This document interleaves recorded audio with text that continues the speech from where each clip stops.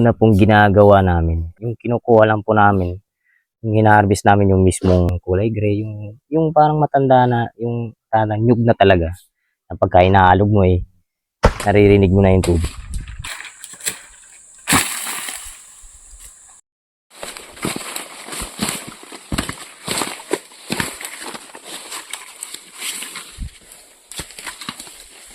Pagkatapos po noon, sinisibak na po namin yung nyug mismo. Gagmay na yung Ginagamit namin yung palaon, hinahati namin sa dalawa.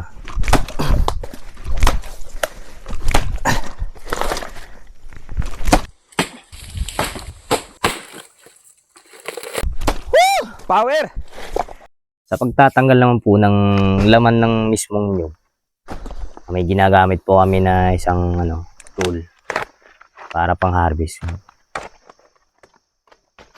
Hindi ko lang po alam kung kaparehas ng iba sa ibang lugar na yung ginagamit. Pero kadalasan po sa aming lugar, ganun yung ginagamit na pangtanggal ng laman ng mismo ng nyug.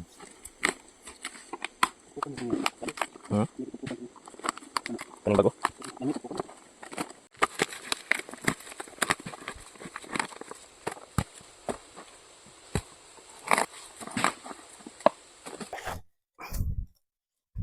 Pagkatapos po namin magkahid, nilalagay na po namin dun sa may lutuan.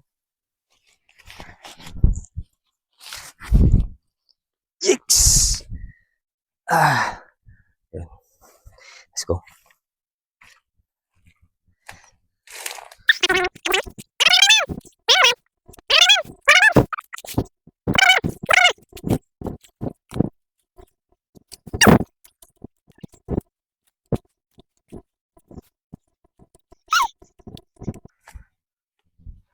Ito po yung mismong lutuan.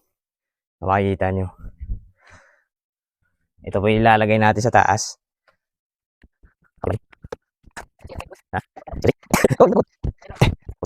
Ito po yung taas na part ng yung lutuan ng nyug. Kumbaga, i-convert natin yung nyug ganito into copra. So makikita nyo dyan,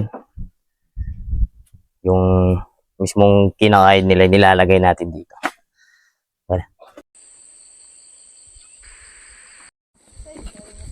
Sisindi kami umaga. Kasi umaga, pagka sinindihan mo, hapon, luto na yun Pwede na hanguin yun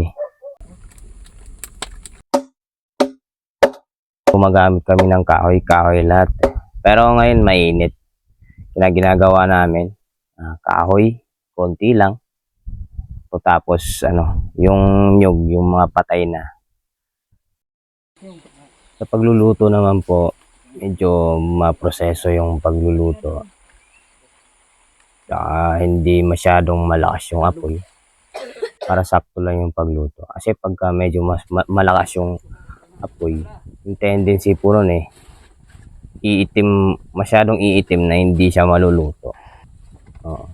Tapos, pinaka worst case pa nun, baka masunog yung lutuan. Kasi kahoy lang din tsaka kawayan yung yung sahig. Sa pagluluto, from time to time po, hinahalo po yan para pantay-pantay po yung pagkaluto. Kumbaga, every 2 hours, binabaliktad na po namin yun. Yung ilalim nilalagay namin sa taas, hinahalo namin. Yung mismong nasa taas, nasa ilalim na. Hinahalo ng hinahalo.